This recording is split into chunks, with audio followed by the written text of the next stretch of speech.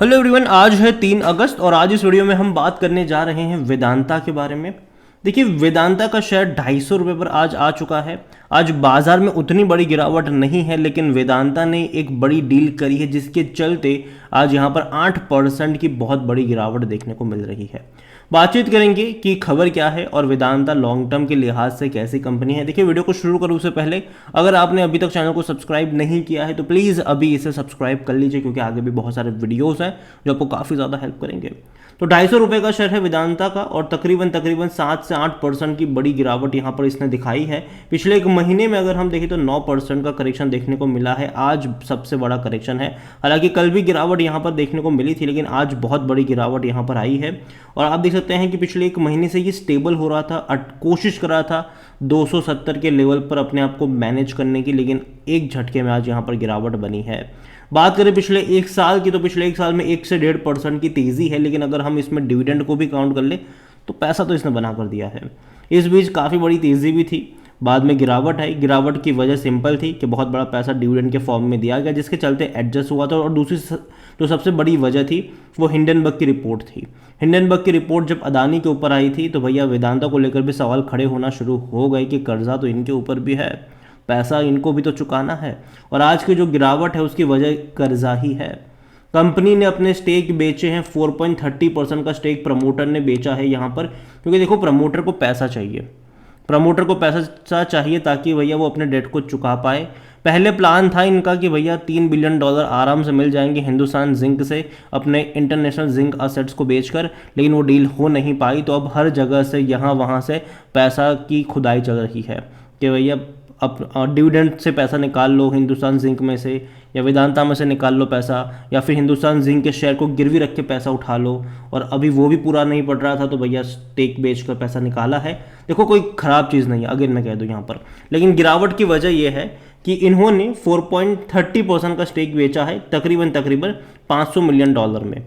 $500 million में इन्होंने ये स्टेक बेचा है कंपनी ने, और जो वेदांता रिसोर्सेज है उसने बेचा है ताकि भाई पैसा चुका पाए। ये आने वाले दौर में जो मैच्योरिटी हो रही है इनको, जैसे कि मैं पिछले कई वीडियो में मैंने आपको ये बताया भी था कि कंपनी ये कर सकती है। और किस प्राइस पे बेचा तो 258 रुपीज़ के आसपास। तो भैया मार्केट ने उसी को कंपनसेट करने की कोशिश करी है, लेकिन कुछ ज़्यादा ही गिर गया ये। जनरली होता यह है कि जिस प्राइस पे शेयर बेचे जाते हैं उससे नीचे नहीं जाता है ये, लेकिन ये इससे भी नीचे चला गया है, जो कि बुरी चीज़ है इनके लिए। ठीक है, यहाँ पर अगर हम बात करें as per the June data, the promoter owned 68.11% in Vedanta Limited during earning for the quarter जो जून 2023 का था। तो वेदांता का जो नेट डेट था वो 59,200 करोड़ के आसपास का रहा है। एक्चुअली में देखें तो वेदांता ने पिछले कुछ सालों में अपने डेट को कम भी किया है। यहाँ पर देखिए, Vedanta has now reduce debt by $3 billion since announce in February 2022। तो जो 2022 में उन्होंने अनाउंस किया था कि भैया हम बहुत सारा पैसा, मतलब जो कर्जा उसको कम करने वाले हैं, और उनका इंटेंट है कि 3 सालों में तकरीबन $4 बिलियन तक का डेट वो चुका देंगे। और वेदांता की अगर हम बात करें तो Vedanta has there by achieve 75% of committed reduction in 14 month. मतलब प्लान था इनका $4 बिलियन डेट चुकाने का, जिनमें से $3 बिलियन ऑलरेडी इन्होंने रिड्यूस कर दिए हैं, जो कि अच्छी बात है यहाँ पर। लेकिन फिर भी भैया और जो मैच्योरिटी होनी है उसको लेकर कंपनी जिस तरीके से हाथ पैर मार रही है, पैसा जुटाने की कोशिश कर रही है, वो इनको थोड़ा बहुत दिक्कत दे रहा है। दूसरी बड़ी बात यहाँ पर, जो इनकी बहुत बड़ी डील थी, ठीक है, सेमीकंडक्टर प्रोजेक्ट को लेकर गुजरात में फॉक्सकॉन के साथ इनकी डील थी। अब फॉक्सकॉन इससे पीछे हट गया, तो क्यों पीछे हटा भाई, वो भी सवाल है यहाँ पर। अब वेदांता ने कहा है कि भैया जल्दी वो किसी टेक पार्टनर को लेकर आएंगे, 3-4 लोगों से उनकी बातचीत भी चल रही है, ये वेदांता ने बोला है। तो अब देखना रहेगा कि क्या चीज़ें यहाँ पर निकल कर आती है। इन्होंने देखा सेमीकॉन इवेंट था इंडिया 2023 का, वहाँ पर इन्होंने कहा था कि we have identify world class partner and we have already identify world class partner for the technology and are process to tying up with them. तो उनके साथ टाइप करने की पूरी प्रोसेस चल रही है। अगर खबर आ गई कोई भी कि भैया इनके साथ टाइप हो चुका है तो ये बहुत बड़ी बात होगी, लेकिन जब तक खबर नहीं आती है दिक्कत में है ये। अभी कुछ दिन पहले ही एक ब्रोकरेज हाउस था इक्विटी 99, उनमें वेदांता की खरीदारी की रिकमेंडेशन उन्होंने दी थी। 375 रुपये का टारगेट था और देखा जाए तो भैया काफ़ी बड़ा ये टारगेट है। और जहाँ तक बात करिए वेदांता को लेकर, तो कंपनी लार्ज कैप कंपनी है। इनका जो मार्केट कैप है वो 1 लाख करोड़ से भी ज़्यादा का देखने को मिल रहा है। इसका पी रेशियो 11 साढ़े 11 का है, जो कि एवरेज इंडस्ट्री से काफ़ी कम हो चुका है। लेकिन दिक्कत यहाँ पर यह कि इनके जो करंट असेट्स है वो कम है इनकी लाइबिलिटीज़ के मुकाबले। डेट है कंपनी के ऊपर, हाई डेट है, जो इनको कहीं ना कहीं परेशान कर रहा है, जिसके चलते अभी अगर हम देखें तो गिरावट आई है। और सबसे बड़ी बात यहाँ पर ये हुई कि इनके जो लास्ट क्वार्टर के रिजल्ट्स आए वो उतने अच्छे नहीं थे। जून क्वार्टर के जो नंबर्स आएंगे वो उनके उतने अच्छे नहीं थे, ख़राब थे ये। आप देखिए पिछले साल जून में 38,600 करोड़ का इनका रेवेन्यू था, बाद में घट के 36 पर आया, फिर घट के 34 पर आया, लेकिन मार्च में बढ़ के ये 38,000 करोड़ के आसपास पहुंच गया। लेकिन इस बार वापस घट के 33,700 करोड़ रहा, तो डिक्लाइन आया है तकरीबन 11% का, जो कि बुरी चीज़ है इनके लिए। और जहाँ तक बात करें इनके प्रॉफिट्स की, तो प्रॉफिट हुआ कमाए इन्होंने तकरीबन 2,640 करोड़ का प्रॉफिट है।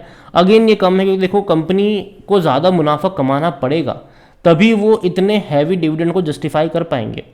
क्योंकि आप खुद सोचिए कंपनी कितना बड़ा डिविडेंड पे आउट कर रही है, बहुत हैवी डिविडेंड पे आउट कर रही है ये कंपनी। और अगर पैसा नहीं कमाएंगे, ठीक है, तो उस डिविडेंड को कैसे से जस्टिफाई करेंगे ये कोई नहीं जानता। यहाँ पर अगर कंपनी को लेकर आप देखोगे, डिविडेंड ही अगर आप देखो तो भैया बहुत सारा पे किया इन्होंने। इसी साल अगर हम देखें तो पहले 12 रुपये 50 पैसे का पे किया, फिर 20 रुपये 50 पैसे का पे किया अप्रैल में, मई में 18 रुपये 50 पैसे का पे किया। उससे पहले 2022 में भी अगर आप देखो तो पहले 13 रुपये का डिविडेंड पे किया, फिर 31 रुपये 50 पैसे का पे किया, फिर 19 रुपये 50 पैसे, फिर 17 रुपये 50 पैसे। तो ये बहुत हैवी डिविडेंड पे आउट हो चुका है। कंपनी की बैलेंस शीट थोड़ी सी वीक नज़र आती है इसके चलते, कैश फ्लो की स्पेसिफिकली अगर हम बात करें तो। और जहाँ तक बात अगर करें यहाँ पर हम शेयर होल्डिंग की, तो देखो प्रमोटर के पास 68.11% की होल्डिंग है। अब प्रमोटर ने अपनी और स्टेक बेचे हैं, तो भैया जब आप देखोगे अगले क्वार्टर में तो ये होल्डिंग और कम नज़र आएगी आपको। सब कुछ गिरवी है प्रमोटर का। पब्लिक के पास 14.36% की होल्डिंग है, एफएस के पास 7.48% की होल्डिंग है।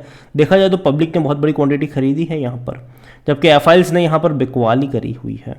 और म्यूचुअल फंड्स ने भी बिकवाली करी है, 0.45 से 0.25 पर आ चुके हैं म्यूचुअल फंड्स। इंश्योरेंस ने भी थोड़ी बहुत बिकवाली करी है, यहाँ पर 9.75% की होल्डिंग जो थी वो 9.73 पर आ चुके हैं। तो देखा जाए तो भैया बिल्कुल भी कैसे हैं कि शेयर होल्डिंग पैटर्न भी उतना अच्छा नहीं है। लेकिन फिर भी यार मैं मान दूँ कि कंपनी बहुत बड़ी है, इतनी जल्दी इसको तबाह होने वाली बात मुझे अभी के लिए यहाँ पर नज़र नहीं आ रही है।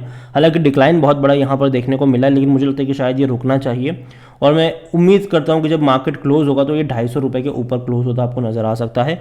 उतना बड़ा करेक्शन अभी मैं ऑलरेडी जो 8% हो चुका है, अब मैं उम्मीद करूँ कि और ज़्यादा यहाँ पर गिरावट ना आए। लेकिन हाँ, दिक्कतें ख़त्म नहीं हुई है, तो देखना रहेगा कि कंपनी आगे क्या स्टेप्स लेती है। कंपनी बहुत सारी चीज़ों से एक साथ जूझ रही है, जिनमें से डेट को चुकाना एक प्रायोरिटी है, साथ ही साथ इनके सेमीकंडक्टर बिजनेस को लेकर एक भैया पार्टनर को भी लेकर आना है इनको, ठीक है, वहाँ पर भी इन्वेस्ट करना है इनको। तो बहुत सारी चीज़ें एक साथ हो रही है और खबरों के ऊपर, न्यूज़ के ऊपर ये अभी ट्रेड कर रहा है। कंपनी फंडामेंटली स्ट्रांग ज़रूर कह सकते हो आप इसको, लेकिन खबरों के ऊपर अभी चल रहा है ये। अगर पॉजिटिव खबर आई भाग जाएगा, नेगेटिव खबर आएगी टूट जाएगा ये। तो यही वाला खेल है। मैं उम्मीद करता हूँ कि आने वाले कुछ महीनों में अगर इसी तरीके का गेम आपको चलता नजर आएगा, लेकिन उसके बाद जब चीज़ें बेहतर होती नजर आएगी तो एक स्टेबल ट्रेंड भी यहाँ पर देखने को मिल सकता है। वेदांता मेरे हिसाब से खरीदारी करी है, बने रह सकते हो। लेकिन जहाँ तक बात है फ्रेश बाइंग की, मैं अभी भी मानता हूँ कि शायद अगर यहाँ से और 7-8% का करेक्शन बनता है तब ऐड करने के मौके शायद यहाँ पर बनते नज़र आ सकते हैं। अगेन एक रिस्की चीज़ है ये, तो उस रिस्क को भी आप समझिएगा, क्योंकि बाजार ऑलरेडी उतने अच्छे पॉजिटिव मूड में नहीं है। तो गिरावट में खरीदारी के मौके भी आपको ढूंढने चाहिए। तो एक साथ मत ऐड करना, धीरे धीरे ऐड कर सकते हो, ताकि अगर और फर्दर डिक्लाइन आए तो एवरेज करने के मौके भी ढूंढने चाहिए बीच बीच में।